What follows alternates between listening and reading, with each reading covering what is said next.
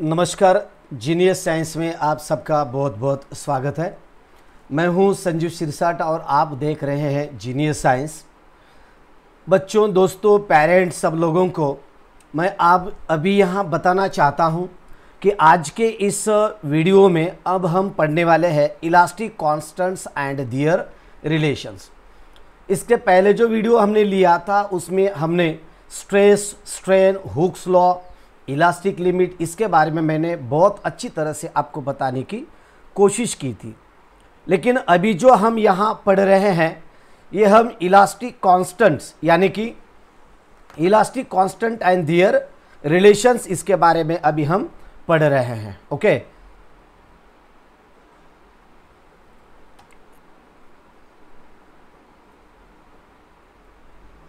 एक minute.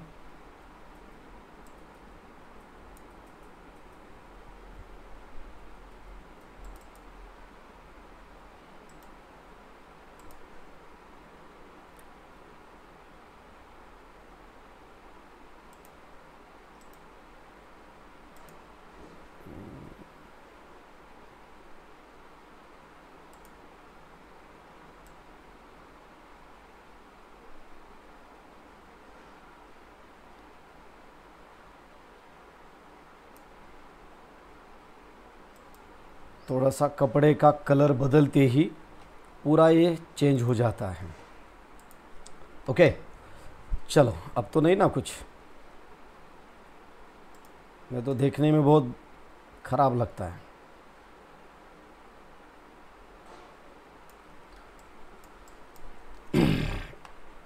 Elastic constants and their relations. Okay, तो क्या क्या है इलास्टिक कांस्टेंट्स, हम अभी यहाँ देखते हैं। There are three kinds of modulus of elasticity due to the three types of stress and strain as follows. Modulus of elasticity, that is also called as elastic constants. हमने last video में बहुत अच्छी तरह से इसके बारे में हमने देखा है, फिर भी थोड़ा सा मैं आपको यहाँ बताने की कोशिश करता हूँ। देखो, इस तरह से ये हुक्स लॉ है और इस हुक्स लॉ में जो कुछ भी हम रेशियोज देखते हैं उसी रेशियोज को मॉडुलस ऑफ इलास्टिसिटी और इलास्टिक कांस्टेंट्स हमने कहा है, इलास्टिक कांस्टेंट्स। लेकिन ये कौन से इलास्टिक कांस्टेंट्स हैं जो आगे हम पढ़ रहे हैं, उसका बेस हुक्स लॉ में है।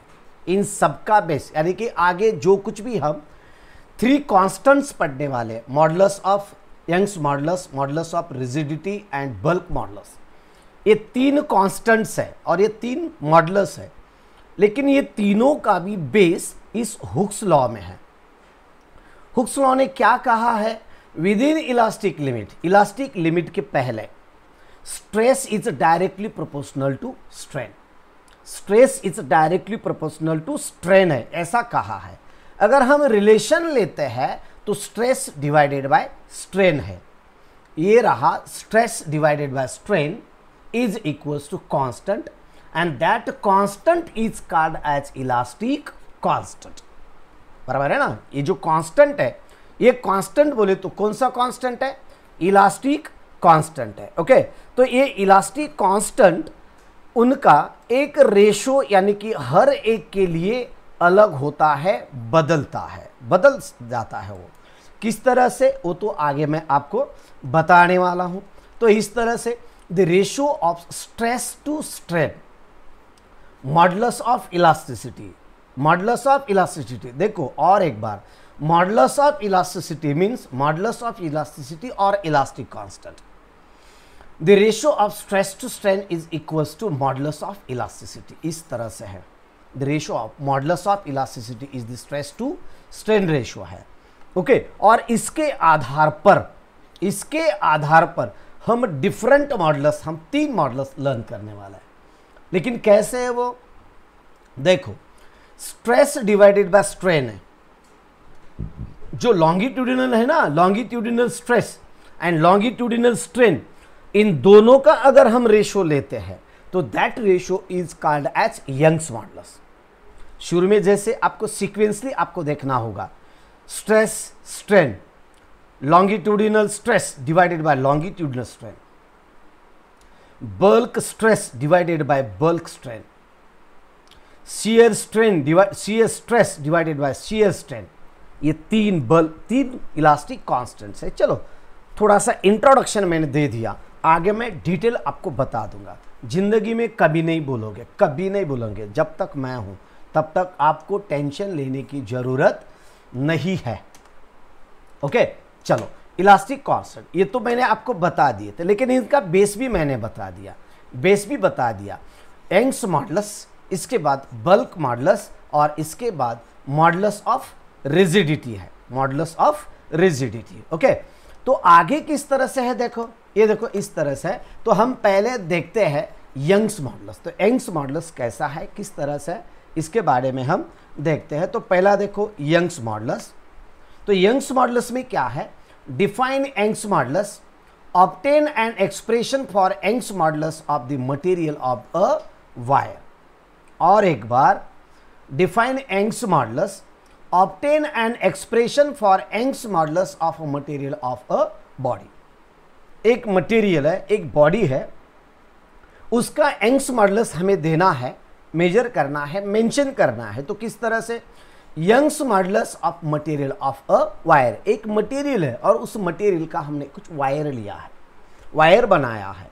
तो वायर का किस तरह से बिहेवियर करता है, ये बिहेवियर अभी हम देखते हैं। तो क्या है, the modulus of elasticity is related to the change in length. देखो change in stress to strain है। जो कुछ भी फोर्स आप अप्लाई करते हैं तो force divided by change in strain, उसका जो कुछ भी स्ट्रेन होता है वो स्ट्रेन, इन दोनों का रिलेशन हम अगर देते हैं, रेशियो देते हैं, तो that ratio is called as Young's modulus. बहुत अच्छी तरह से आपके समझ में आएगा, टेंशन लेना नहीं है, कुछ भी टेंशन लेना नहीं है, मैं हूं। ओके चलो आगे क्या है, देन जो अभी जो बच्चे हैं लाइव है, जो बच्चे कौन कौन है अभी, कमला जी मानवतकर, ओके, अनिरुद्ध गुरव, धनाजी शेवड़े, वर्षा चौधरी, यशराज गर्जे, ओके, बहुत सारे बच्चे देख रहे हैं। ओके ठीक है। तो modulus of elasticity is related to the change in length. Modulus of elasticity is related to change in length in Young's modulus. और एक बार देखो, modulus of elasticity is related to, ये रिलेटेड है, किससे रिलेटेड है, change in length in Young's modulus. Young's modulus में length सी रिलेटेड आता है, लेंथ सी रिलेटेड होता है, म्हणजे लेंथ सोबत याचं रिलेशन येत असतं। ओके, तर आणखी काय सांगता येईल यामध्ये बघा, एकदम सिंपल आहे, या दोघांचा रेशो आहे, कसा, the ratio of tensile stress to tensile strain. मैंने बताया था अभी आपको शुरू में ही, tensile stress divided by tensile strain, tensile stress divided by tensile strain is called Young's modulus. इसे क्या कहते हैं हम, यंग्स मॉडुलस कहते हैं। इक्वेशन के साथ मैं आपको बताने वाला हूं, इक्वेशन के साथ किस तरह से, देखो suppose that the wire of length यल, एक वायर है, उसकी ओरिजिनल लेंथ है, समझो इस तरह से एक वायर है, ओके, और इसकी ओरिजिनल लेंथ है इस तरह से, उसकी ओरिजिनल लेंथ है यल है, its original length is L, okay, और इसका थोड़ा सा हमने इलोंगेशन कर दिया इस तरह से, इसका इलोंगेशन यल हुआ। Okay, suppose that the wire of length L and radius R is suspended from a rigid support.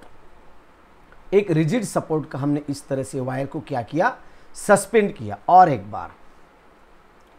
बार देखो मैं बता रहा हूं यहां क्या है, suppose that a wire of length L, radius R, उसकी रेडियस आर है, आपके समझ में नहीं, अगर नहीं आया है तो समझो मैं एक इस तरह से आपको वायर ड्रॉ करके दिखा देता हूं। इस तरह से एक वायर है ना, ये वायर है, ये वायर की कुछ ना कुछ तो जाड़ी है, और इसका जो कुछ भी अगर हम सेंटर से, ये देखो इस तरह से अगर ये वायर हुआ तो इसकी हो गई ए डायमीटर, है ना, इसकी डायमीटर, और इस डायमीटर का अगर हम कुछ आधा लेते हैं तो ये हुआ radius, this is the radius, है ना। तो आगे देखो, the length L, radius R, length L, ये इसकी रेडियस, लेंथ यल है और इसकी रेडियस है R. Okay, suspended from rigid support, एक रिजिड सपोर्ट को इसे हमने लटकाया है, suspended rigid support, and mass capital M attached to its free end, और इसके फ्री एंड को एक कुछ तो हमने मास सस्पेंड किया है, और मास सस्पेंड करने के बाद इसकी लेंथ बढ़ जाती है, इसकी लेंथ इंक्रीज होती है। ओके चलो, देन आगे क्या है, तो देखो ड्यू टू दिस मास, जो मास हम सस्पेंड कर रहे हैं उस वायर को, ड्यू टू दिस मास क्या होता है, downward force mg act on area of cross section pi R square, यानी कि डाउनवर्ड डायरेक्शन में एक फोर्स उसके ऊपर हम अप्लाई कर रहे हैं, वो नीचे खींच रहा है वायर को, okay, of wire, and produces an increase in its length, जो कुछ भी फोर्स है वो फोर्स उसे डाउनवर्ड डायरेक्शन में खींचता है, और डाउनवर्ड डायरेक्शन में खींचने वाला जो फोर्स होता है वो फोर्स उसी वायर को डाउनवर्ड डायरेक्शन में खींचता है, यानी कि उसकी लेंथ बढ़ जाती है। Okay, if L is the increase in its length, उसकी जो कुछ भी लेंथ रहेगी वो लेंथ इंक्रीज होती है, और वो इंक्रीज होती है तो कितनी होती है, that length is increased as L. Okay चलो आगे क्या है, देन तो इंक्रीज होने के बाद, इंक्रीज होने के बाद ये देखो इधर हम इस तरह से ये वायर लेते हैं, इसकी ओरिजिनल लेंथ है यल, इस तरह से ओरिजिनल लेंथ यल है, ये ओरिजिनल लेंथ यल, और इसका लोड अप्लाई करने के बाद इसकी थोड़ी सी लेंथ बढ़ गई, ये हुआ स्मॉल एल, है ना, दिस इज दी यल। और जो लॉन्गिट्यूडिनल स्ट्रेन है हमारा तो कैसा है, change in length to the original length, the longitudinal strain, longitudinal strain is a change in length to the original length, change in length क्या है, L है, और ओरिजिनल लेंथ क्या है, कैपिटल L है, यानी कि small l divided by capital L, small l divided by capital L, यानी कि लॉन्गिट्यूडिनल, लॉन्गिट्यूडिनल ये स्ट्रेन है, लॉन्गिट्यूडिनल स्ट्रेन है, ये देखो लॉन्गिट्यूडिनल स्ट्रेन बोले तो एल एस है, L S S T N लिखा तो चलेगा क्योंकि लॉन्गिट्यूडिनल स्ट्रेस भी आ रहा है, स्ट्रेस भी। ओके, तो इस तरह से change in length divided by original length है, तो हमने इस तरह से ए ले लिया, यल बाय कैपिटल यल है। आगे टेंसाइल स्ट्रेस, टेंसाइल स्ट्रेस तो क्या है, tensile stress applied force divided by area, तो अप्लाइड फोर्स कितना है, तो अप्लाइड फोर्स है कैपिटल एफ डिवाइडेड बाय जो कुछ भी एरिया होगा दैट इज दी ये, तो फोर्स कितना अप्लाई किया हमने, तो फोर्स अप्लाई किया, देखो this is the mg force, और mg फोर्स अप्लाई करने के बाद यहां जो कुछ भी एरिया होगा जो वायर का क्रॉस सेक्शन, इस तरह से मैंने आपको बताया था, एक इस तरह से क्रॉस सेक्शन, और एक क्रॉस सेक्शन का एरिया बोले तो पाई आर स्क्वायर आता है, that is called as pi R square. Okay, pi R square. Then तो यंग्स मॉडुलस किस तरह से है, देखो इस तरह से ये रेशो, ये रेशो, अब हम क्या करेंगे यंग्स मॉडुलस में, यंग्स मॉडुलस में इन दोनों का रेशो बोले तो longitudinal strain divided by tensile stress, sorry tensile stress divided by tensile strain है, tensile stress divided by tensile strain. एक मिनट, इसे मैं बदल देता हूं, ऊपर नीचे कर देता इसको, यानी कि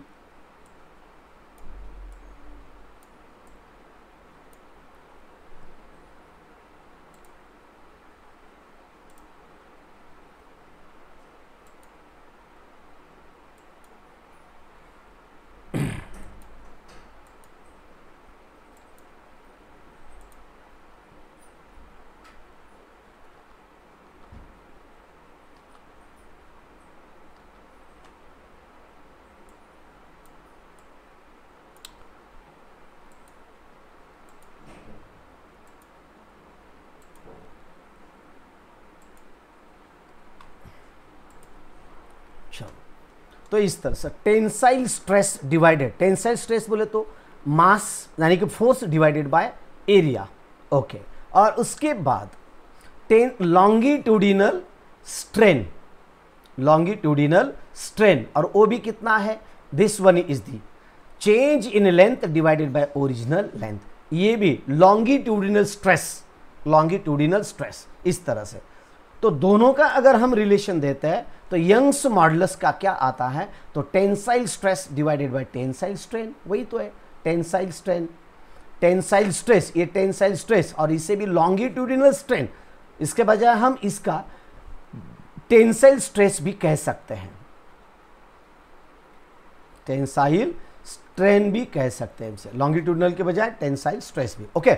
इन दोनों का ratio tensile stress divided by tensile strain, अगर दोनों का रेशो लेते हैं तो इस तरह से y is equal to mgl, this is the mgl, ये देखो एक मिनट मैं आपको थोड़ा सा अच्छी तरह से देता हूं, तो mg divided by pi R square divided by L upon L, और इसे थोड़ा सा रीअरेंज करेंगे तो mg pi R square into ऊपर जाएगा ये जो है ना कैपिटल यल, ये ऊपर जाएगा डिवाइडेड बाय स्मॉल यल, यानी कि इसका कॉम्बिनेशन करने के बाद इसका आएगा y equal to mgl divided by pi R square L, इस तरह से इक्वेशन। कैसा है आपके तो समझ में आया होगा, यानी कि इसका स्ट्रेस है तो स्ट्रेस कैसा है F by A mg by pi R square, और L by L cross multiplication करेंगे तो mgl divided by pi R square L आएगा, ओके।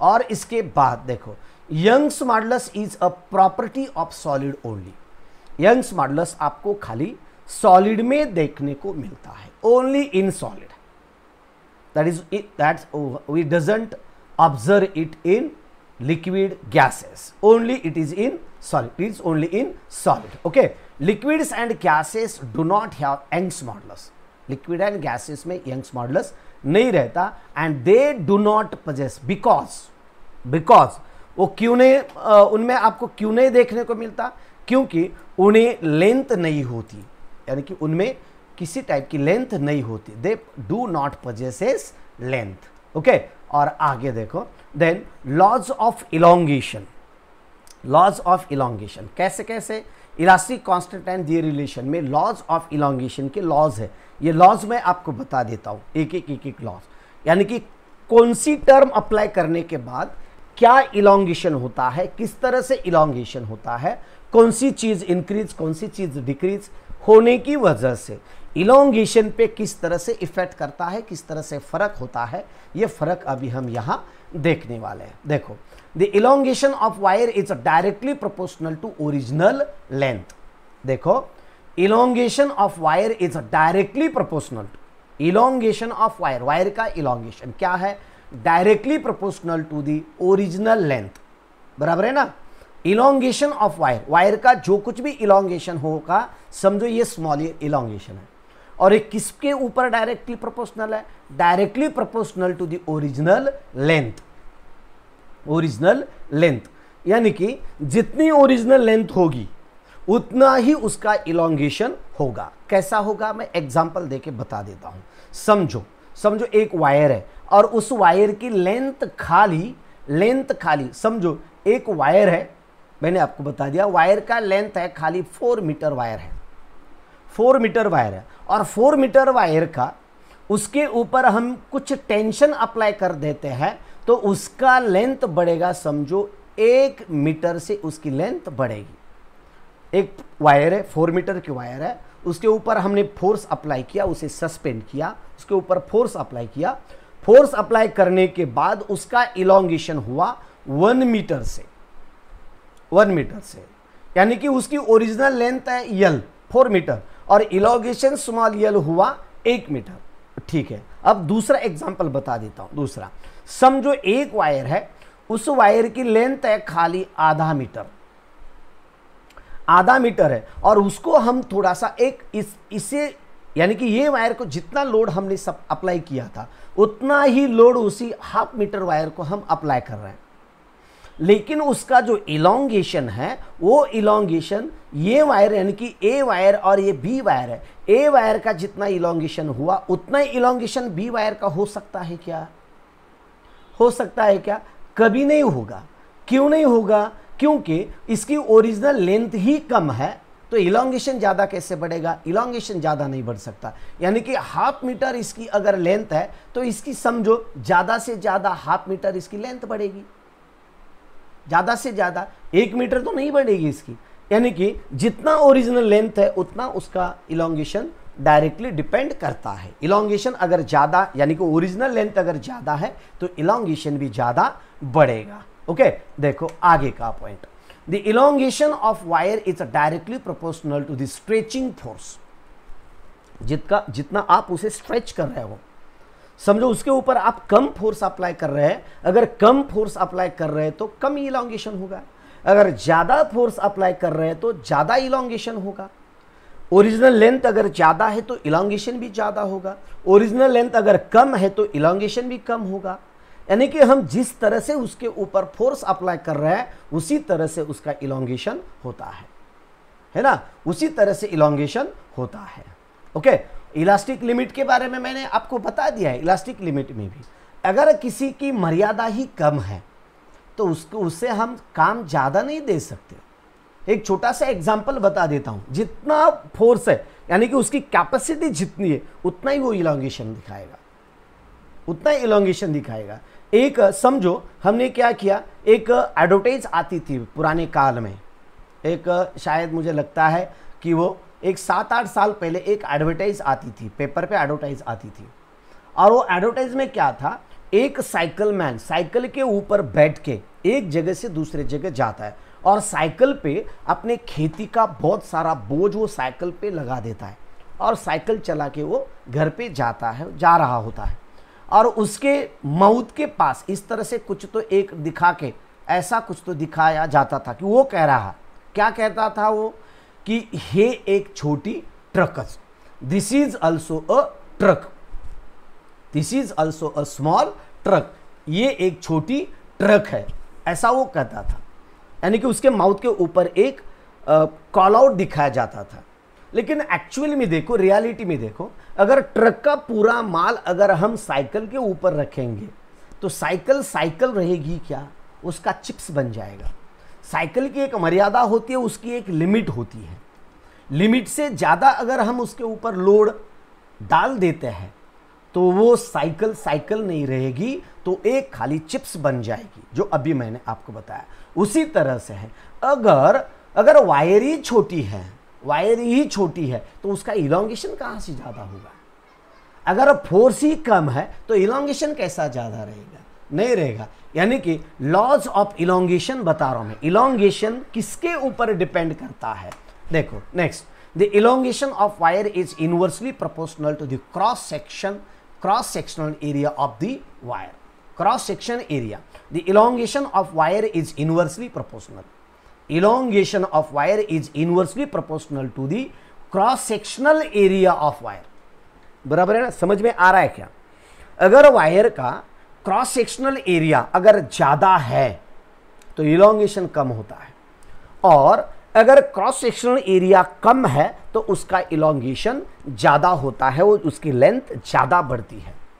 एक कैसे, अगर क्रॉस सेक्शनल एरिया ज़्यादा है बोले तो वो जो रस्सी रहती है, वो जो वायर रहती है, वो थोड़ी सी जाड़ी रहती है, और जाड़ी रहने के बाद उसके ऊपर अगर हम फोर्स अप्लाई करते हो तो इलॉन्गेशन होने नहीं देती।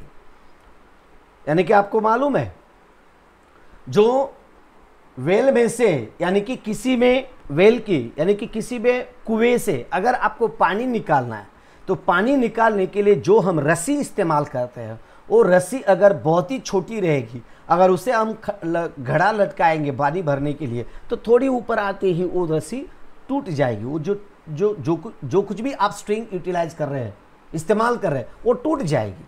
अगर हम थोड़ी सी बड़ी रस्सी इस्तेमाल करते हो तो नहीं टूटेगी, क्योंकि उसका इलॉन्गेशन कम होगा, क्योंकि उसकी डायमीटर बढ़ रही है, उसका area of cross section area बढ़ रहा है। यानी कि इस तरह से अगर ये बड़ी अगर हम वायर इस्तेमाल करते हैं और इस तरह से अगर ये छोटी इस्तेमाल करते हैं तो छोटी ज़्यादा इलॉन्गेशन होगी और ये बड़ी का कम इलॉन्गेशन होगा।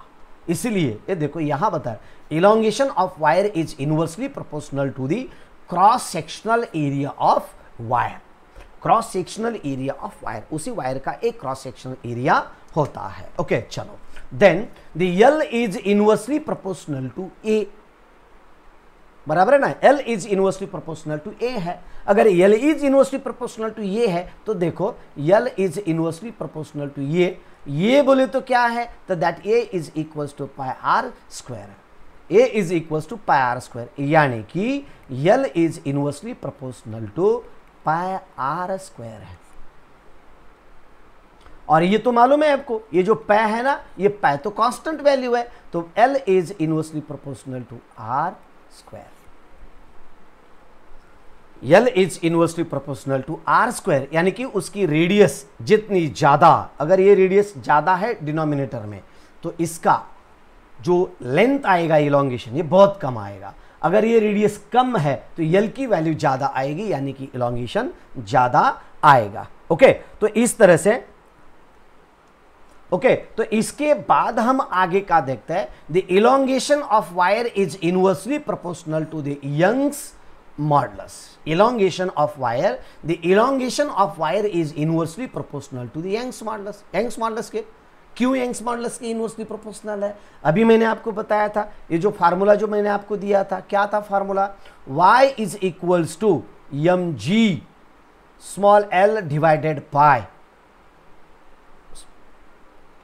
इस तरह से ये जो इक्वेशन मैंने आपको यहां बताया था, देखो इस तरह से mg y is equals to mg capital L divided by pi R square L है, यानी कि ए इक्वेशन के बराबर, यानी कि y is inversely directly proportional to L, y is directly proportional to force यानी कि load, y is inversely proportional to small l and y is inversely proportional to r square है, r स्क्वायर। इस तरह से ये value रहेगी। Okay, आगे का देन आगे क्या है देखो, तो then L is inversely proportional to y, अभी अभी जो मैंने आपको बताया, क्योंकि y is inversely proportional to L था, तो L is inversely proportional to y ही रहेगा। कुछ डाउट है क्या? नहीं है। ओके, तो चलो, then the elongation of wire is directly proportional to the Young's modulus. ये जो अभी अभी elongation of wire is directly proportional to elastic constant, Young's modulus नहीं हो, directly proportional to sigma.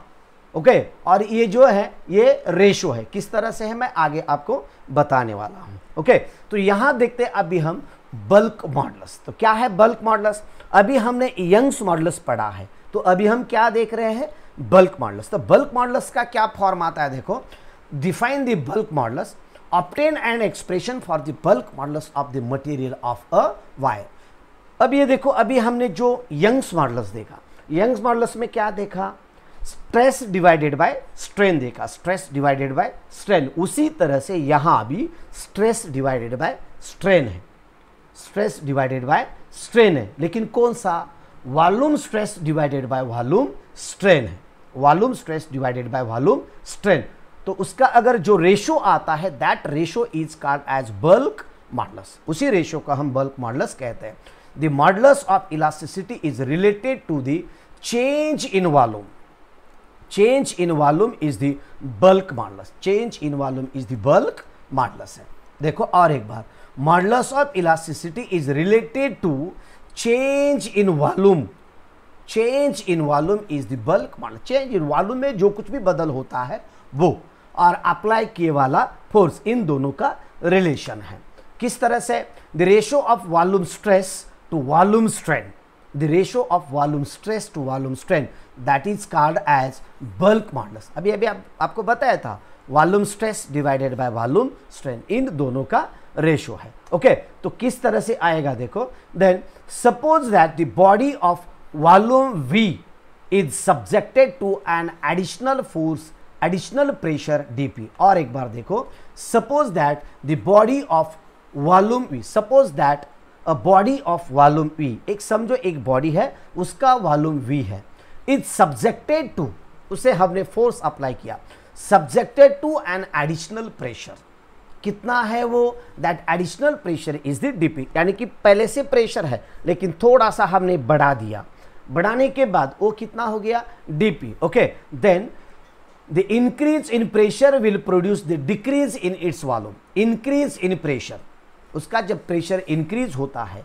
Increase in pressure will produce the decrease in volume, then if the volume decreases by amount of DV, उसका volume जो decrease होगा तो volume कितना होगा, if the volume decrease by amount of DV, एक amount of DV से उसका volume decrease होगा। क्योंकि समझो ओरिजिनल वॉल्यूम उसका इतना है और बाद में वॉल्यूम इतना ही बाकी बचा है। हमने प्रेशर अप्लाई किया था, शुरू में प्रेशर कुछ तो पी था, उसके बाद हमने उसमें बदल कर दिया, वो हो गया डीपी। ओरिजिनल वॉल्यूम था वी और प्रेशर करने के बाद ए हो गया डीवी। तो इस तरह से है।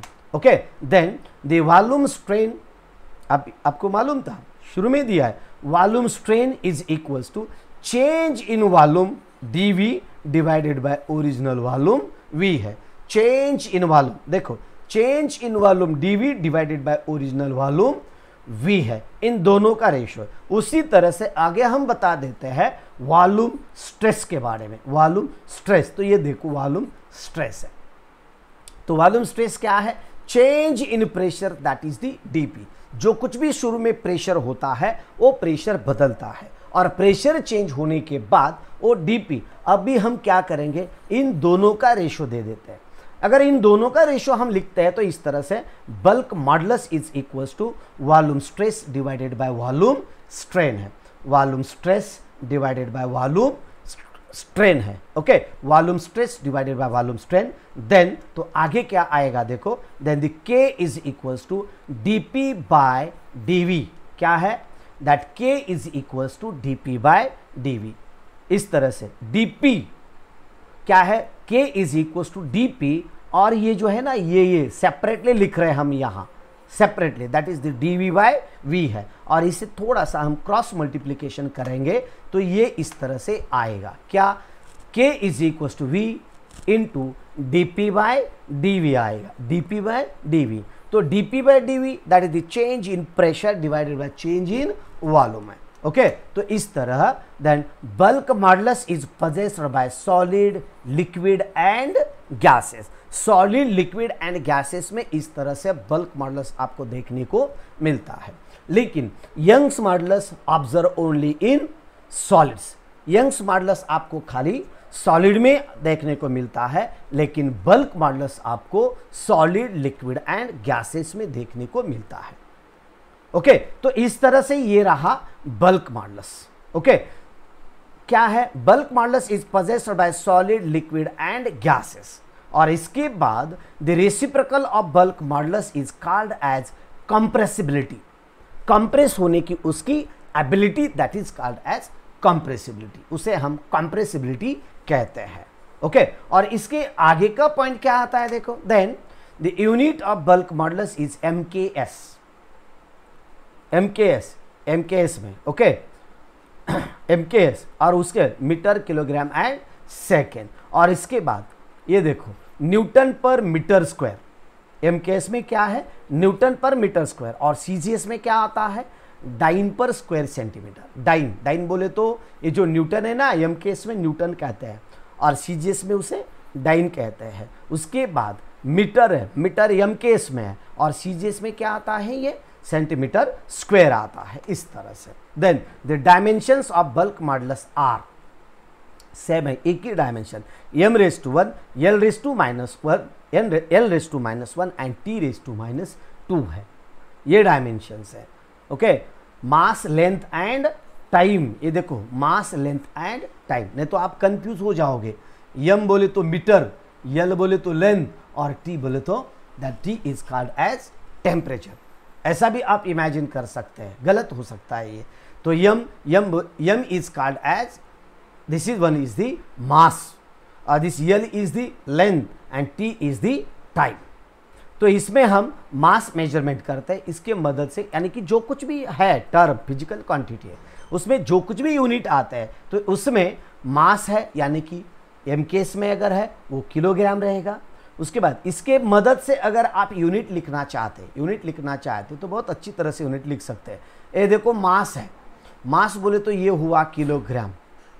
ये देखो ये लेंथ है, लेंथ, लेकिन रेज टू -1 है, यानी कि ये डिनोमिनेटर में आ गया। और लेंथ बोले तो इसे हम मीटर में एक्सप्रेस करेंगे। और ये जो टाइम है ना, टाइम, ये भी पर ही है, यानी कि ये भी होगा सेकंड स्क्वायर, लेकिन कैसा, प्लस है, ये डिनोमिनेटर में प्लस रहेगा। और इन्वर्स लेके ऊपर आएगा तो इस तरह से किलोग्राम रेज टू 1।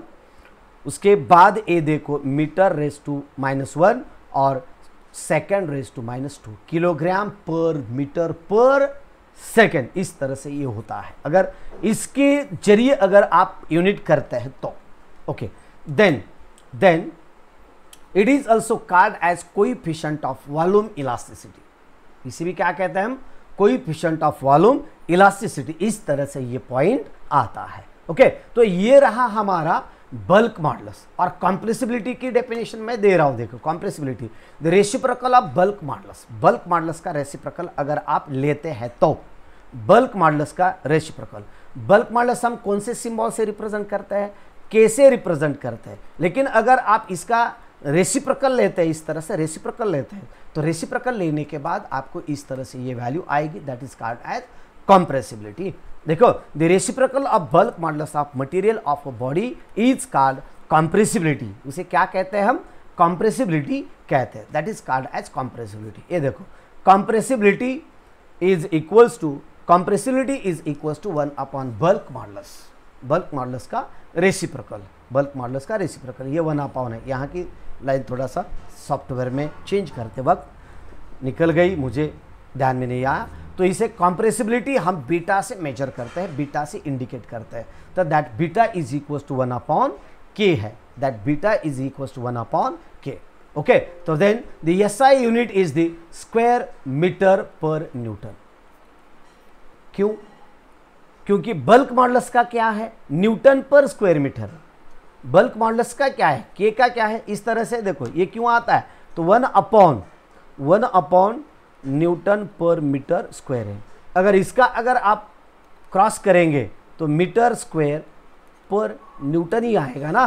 तो इसी तरह से ये यूनिट ये आता है। ओके, तो इसके बाद CGS, this one is the centimetre square divided by dyne. इसका मतलब है dimension is the m raise to -1, l raise to 1 and t raise to 2 है। तो इस तरह से ये आएंगे डायमेंशंस ऑफ किसके, कंप्रेसिबिलिटी के डायमेंशंस। ओके, इनवर्स है, देखो इनवर्स है। अगर आप अभी अगर इधर ये देखो, m raise to 1, l raise to -1, t raise to -2 है, और कंप्रेसिबिलिटी के इसके इनवर्स आएंगे। ये देखो m raise to -1, l raise to 1 और t रेज टू -2 है। And then the liquid and gases have only volume elasticity. Liquid and gases only volume elasticity रहती है। उसके बाद gases possess 2 types of volume elasticities. Gases sound में, sound chapter में मैंने आपको ये बताया है, साउंड चैप्टर में gases possesses 2 types of volume elasticities. Okay, and then it has isothermal elasticity at constant temperature, adiabatic elasticity, PV and TR changes। इस तरह से gases possesses 2 type of volume elasticity, और उसमें it has isothermal elasticity at constant temperature में adiabatic elasticity कौन सी रहती है, that is the PV and TR changes, PV and TR changes. तो इस तरह से यह वैल्यू रहती है। इसके बाद आगे का जो पॉइंट है और वो है modulus of rigidity. Modulus of rigidity, और इसके साथ हम पढ़ने वाले हैं Poisson's ratio. Modulus of elasticity, Poisson's ratio, इस तरह से हम आगे के बीट में लर्न करने वाले। सम इलास्टिक कांस्टेंट और उनकी कुछ वैल्यूज है, ये हम नेक्स्ट वीडियो में देखने वाले हैं। अभी आज के इस वीडियो के लिए अभी हम यहाँ ठहरते हैं दोस्तों, क्योंकि मैं आगे का भी अगर ये पॉइंट ले लूँ और शुरू करूँ तो वीडियो बहुत लंबा होगा और देखने में आपको बहुत ही बोर हो सकता है, लंबा हो सकता है। तो इसलिए हम थोड़ा सा इसे छोटा ही कर देते हैं, यहाँ ही ठहरते हैं। तो नेक्स्ट पीरियड में हम लर्न करते हैं मॉडुलस ऑफ रिजिडिटी और नेक्स्ट का पार्ट। बच्चों अगर ये वीडियो आपको अच्छा लगता है तो इसे लाइक करो, कमेंट करो और आपने दोस्तों तक इसकी लिंक भी शेयर करो। अगर आप चैनल पे नए हैं तो जल्दी से चैनल को सब्सक्राइब करो, बेल आइकॉन दबा सब्सक्राइब करो, बेल आइकॉन दबाओ, क्योंकि अगर आप सब्सक्राइब करते हैं तो आपको अगला नोटिफिकेशन मिलेगा और जो कुछ भी आने वाला वीडियो है वो वीडियो आप देख सकोगे। ओके, तो आज के वीडियो के लिए बस इतना ही। जल्दी मिलते हैं नेक्स्ट वीडियो में, तब तक जय हिंद जय भारत दोस्तों, बाय बाय। चलो ठहरते हैं, जय हिंद जय भारत।